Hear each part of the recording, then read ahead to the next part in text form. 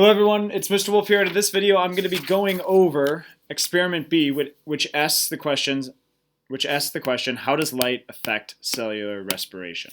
Okay, so let's first start with the independent and dependent variable. The independent variable, all right, if we're trying to see the effect of light, all right, that's the thing that's our potential cause, that's what we're manipulating. It's going to be the light condition. So we could either have P's in the light or P's in the dark.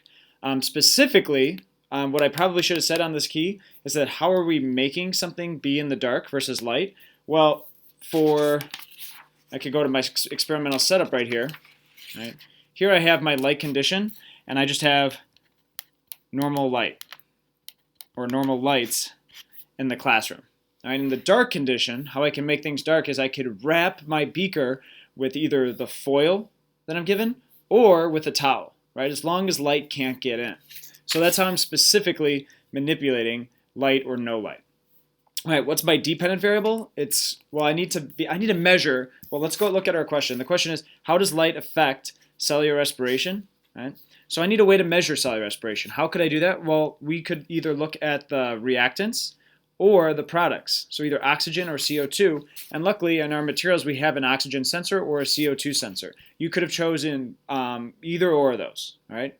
Whether our dependent variable was oxygen or CO2. All right, and how are you going to measure it? Either with the oxygen sensor or the CO2 sensor.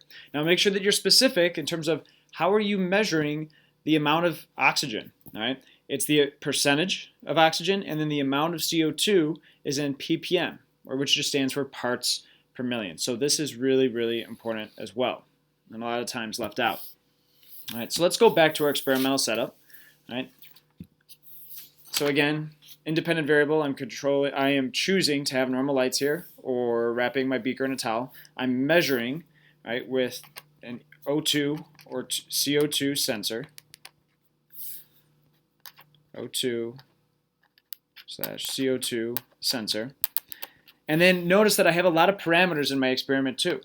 All right, I drew P's in my flask. Specifically, I have 15 P's in each flask, so I'm keeping that constant. These, by the way, some of these would be an example of our additional parameters. So for instance, I'm deciding that I'm going to use 15 P's, right? That I'm going to collect data for 3 minutes. You may have decided to collect data for 5 minutes, for 20 minutes, but make sure that you are kind of specific with those parameters. I also included some other constants, and I was specific. I said, hey, same room temperature, but specifically, one of those parameters is going to be 70 degrees Fahrenheit. All right, so let's go on to controls and constants. Describe the did you include a control group in your diagram above? You could have said either, as long as you defend it around here. So you may have said that, hey, you know what, the normal condition in the classroom is light. So that's what we're going to do. Or you may have said that the normal, like the group that doesn't get the treatment is the normal condition is usually the dark. All right. You could kind of go either way here, which is nice. What I care about is like, why do we have a control group? So if you said no, there's not a control group here, that's totally fine, all right? But you need to say, however, we could still compare light versus dark, so we're good as long as we could compare. So the whole point of a control group, right, is that it allows us to compare one group to another to see if there is a difference between the two groups, to see if there is an effect or not. All right. So then let's go on to constants. All right, you may have had different ones, and I put a decent amount. All right, but as long as you say, like, hey, we're using germinating peas in both beakers. All right, we're keeping that constant. The same amount of peas, in this case, I used 15. Right, the same temperature, the same type of beaker, the data collected in the same amount of time. So those are some examples. And then again, additional parameters I kind of mentioned before, but you can't just say like, oh, multiple trials or listing more constants. I need specifics, right? So the number of P's is 15 P's in each chamber. You could have decided to do 20 or 40 or 3, right? I'm going to run 3 trials. You could have said 4 or 5 trials, but make sure you're specific. And I'm going to collect data for 3 minutes. Again, you may have decided to do it for 1 minute, for 20 minutes, for 30 minutes. But as long as you have some of those specifics, like a specific plan on how you're going to roll everything out. All right. So let's look at the last page, which is the data collection. All right. And what I'm going to do is cover this up right here. for our table. And let's look at our table. I got a title, which is great. The effect of, I shouldn't say germination. It should say the effect of light on the rate of cellular respiration, or just on cellular respiration. You didn't have to have the rate. The condition is either going to be light or no light. So I have my independent variable, and then I specified what my different conditions are right here. I included multiple trials, trial 1, 2, and 3. You may have had more trials, but as long as you had multiple trials, you're good. And then I decided to take an average of them as well. All right, so overall this looks like a good table, but let's say that I get an answer of 4 here, or not an answer, but I collect 4 and I get that. What does that even mean, right? Like if I put a 5 here, what does that 5 mean, right? I need to know what I'm measuring. I can't just be vague and say that I'm measuring cellular respiration and then put a 4 down. For what? So again, this is our dependent variable. We're going to be measuring the amount of either CO2 or oxygen, and it's really important that you include the units too. So now when I look at this, 4 parts per million in terms of the amount of CO2. 5% oxygen. All right, that makes a whole lot more sense. All right, so let's go down to the graphs.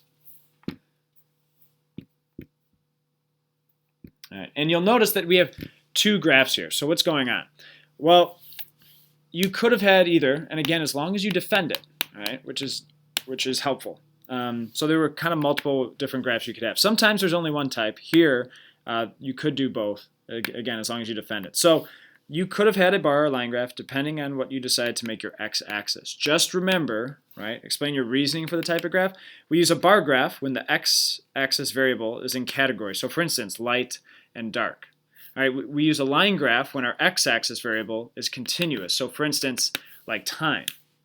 All right, and so if you remember when we collected data really briefly, just to kind of show how this experiment's going to go down, last Friday we were measuring the amount of oxygen, and then with the P's were in the little chamber, and the amount of oxygen went down. Right. So in order to differentiate between 2 different conditions, what I could do is I could make my light like a blue line, I can make my dark condition a red line, and I could compare those 2. All right. And my dependent variable, what I'm measuring, kind of going back to the idea of the data table up here, is I'm measuring the amount of CO2 in parts per million. I'm measuring the amount of oxygen, right, in terms of the percentage. So that could work, right? But I'm guessing that not a lot of people made that, and that's totally fine, right? Based on the information you've been given thus far. If you made a graph like this, that is okay, right? And to tell you the truth, this graph would match up more with this data table. So I have my light condition, my dark condition, the amount of CO2 or amount of oxygen maybe produced after 3 minutes or whatever I decided to do, right? 3 minutes or whatever you decided to do.